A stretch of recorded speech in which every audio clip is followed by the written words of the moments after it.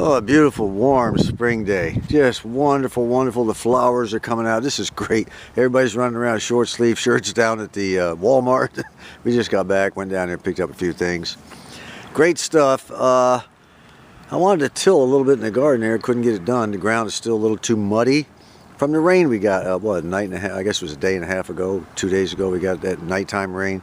Made everything still muddy, so I'm going to have to wait just a little while longer. I'll tell you what. Let's go in the shop. Well, hello again. You'll remember the last time we sort of ended on another negative note, but you know, we always pick up and go back to the positive. You know, sort of like the stock market. You know, it's up and down all the time, and that's what we are, a jukebox repair stock market here. Okay. Last time, what we were trying to do was to get this clutch. Remember now, this square part right here is the actual clutch. There's a whole bunch, there's a long shaft that goes up and a bunch of gears on it and everything. But the actual clutch is just right here. And there's an arm that fits between, well, there's an arm on both sides. It's got a little roller and a little roller, and it's controlled by an arm that goes up. And this thing here goes up and down, and it engages with these pins. This is called the worm pin on the top when it goes up.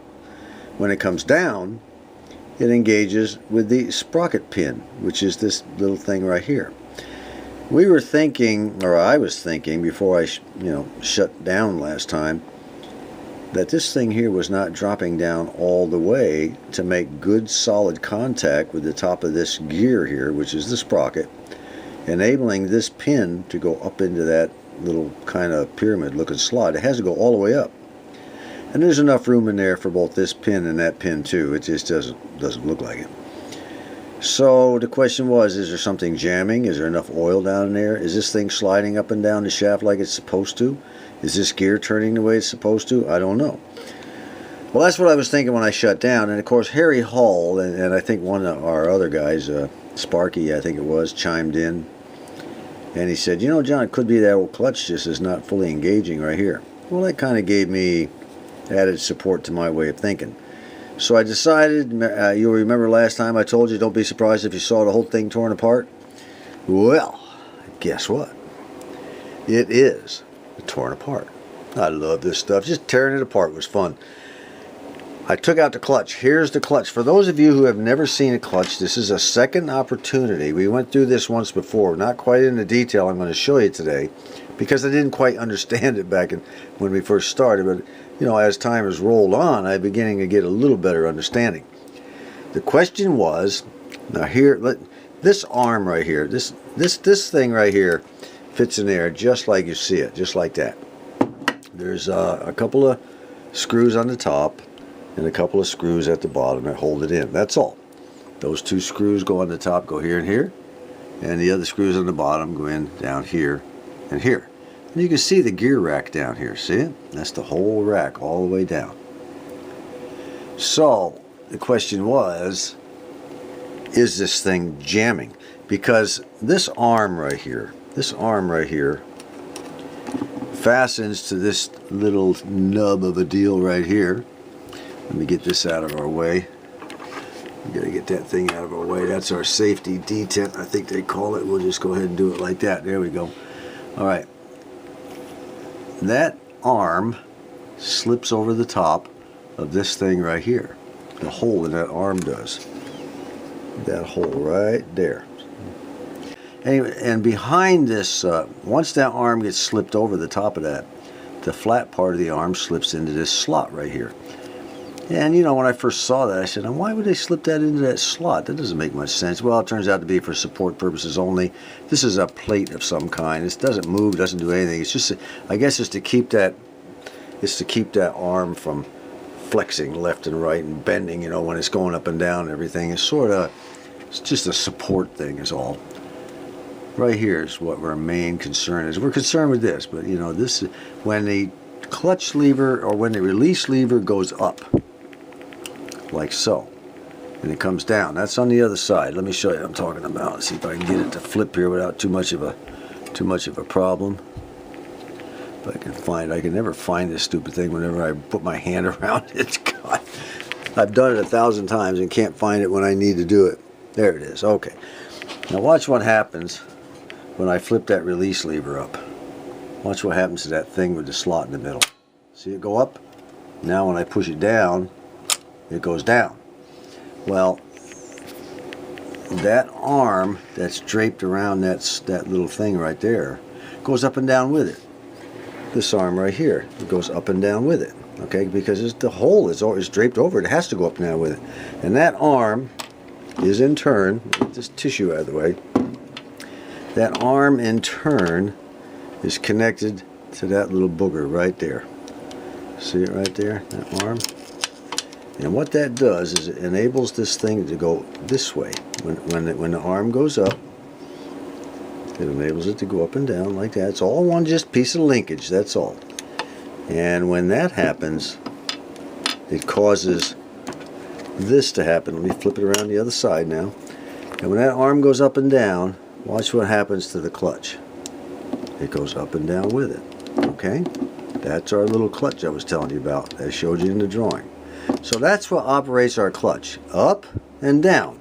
And it has to engage with these. Now these are those round pins that you saw in the drawing. And this is your worm pin. I think it's called a worm pin. Let me get the names right. Yep. And this one down here is called your sprocket pin. So let's get these babies lined up where everything is kind of looking cool. There we go. Alright, so we want that thing, you'll remember, we want this thing to go up and down until it engages with this pin. And this pin right here. Get a little focus here. There we go. That pin and that pin is this pin and this pin. Okay? So the question was, is it jamming? When this arm was pulling up and down, was the clutch jamming? Was it going up and was it dropping down all the way?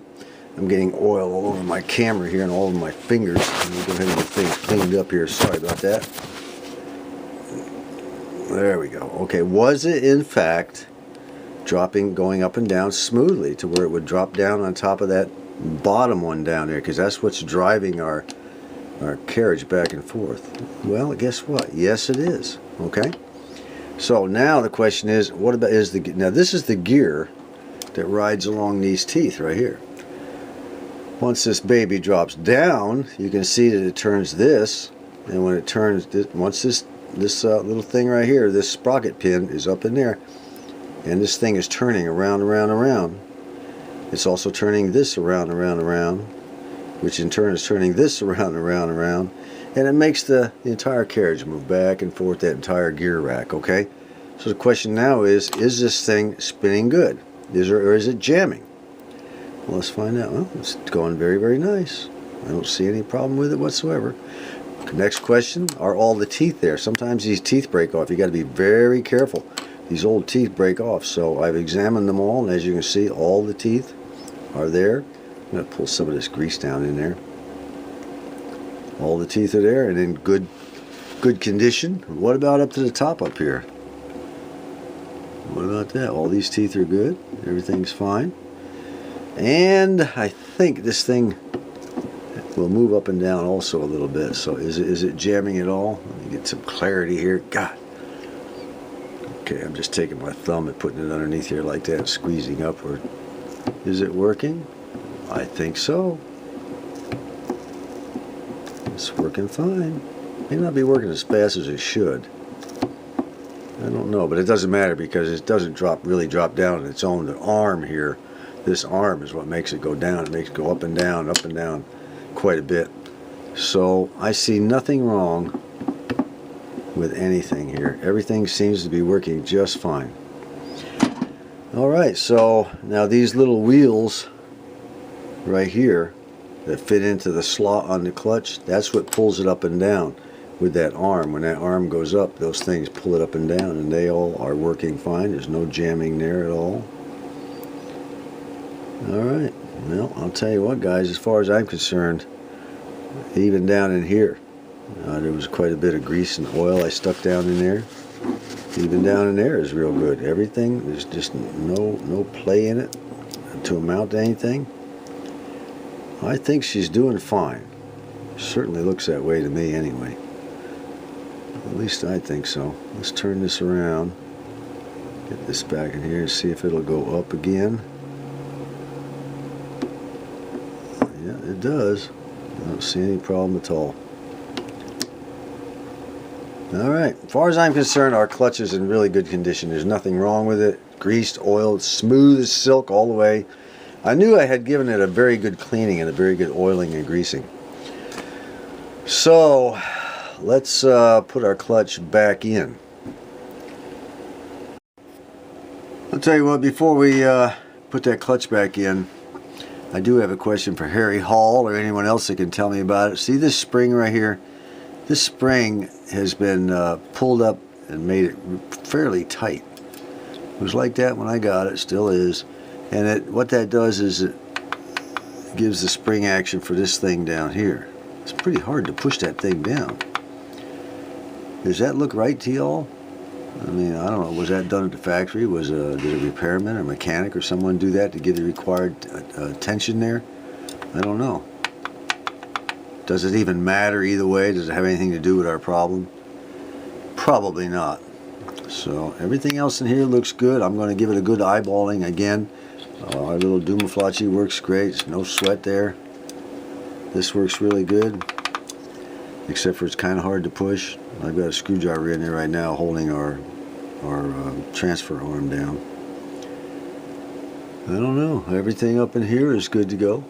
Everything there is fine. Incidentally, one other thing for those of you who want to be educated in this stuff. This is your clutch arm, and when it goes down into, there's a roller right here. I've showed you this before. There's a roller right there that fits down into the camshaft play notch on one side. See it down in there? Right down in there. Camshaft notch on one side. When you spin it around the other way, this is the play notch, I believe. No, this is the scan notch. The play notch is on the bottom side right now, and it also comes up. It's a lot shallower, but there is a ball or a roller in here that does fit down in there. So everything kind of works together, you know. And it's all driven by this thing right here. When I flip that baby up, if I can find it again, which I never can. Oh, I can't. How about that? Okay. It's all driven by that. Whenever I do the release switch, I flip it up on the front, this is what's happening.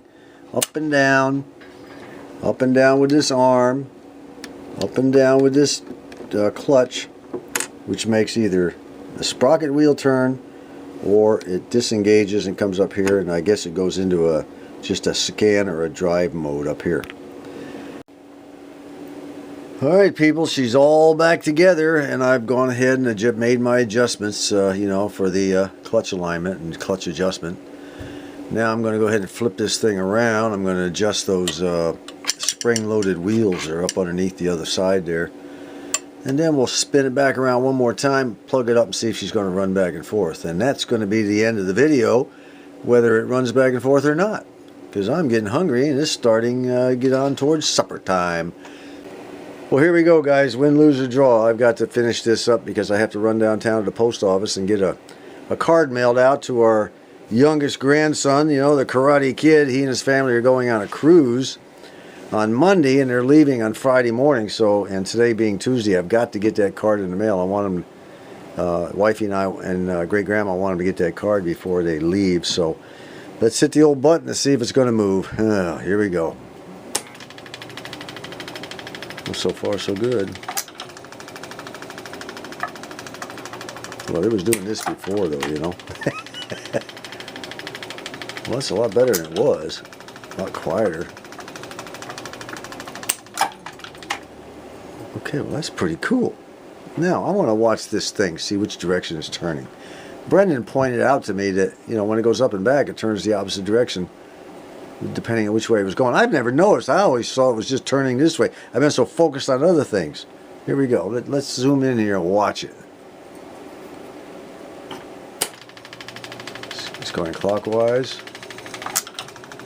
Oh, he's right. It's going counterclockwise. I hadn't even noticed that. Oh, don't get too absorbed in these things, guys. You lose track of everything, to include time. Nice and quiet, huh? I like that. Ooh, that's good. That is very good. Okay, we're going to pick this up tomorrow. Now, when I come in tomorrow, I'll hit the button. Guess what? Nothing will happen. You can bet on it. Until next time, this is John.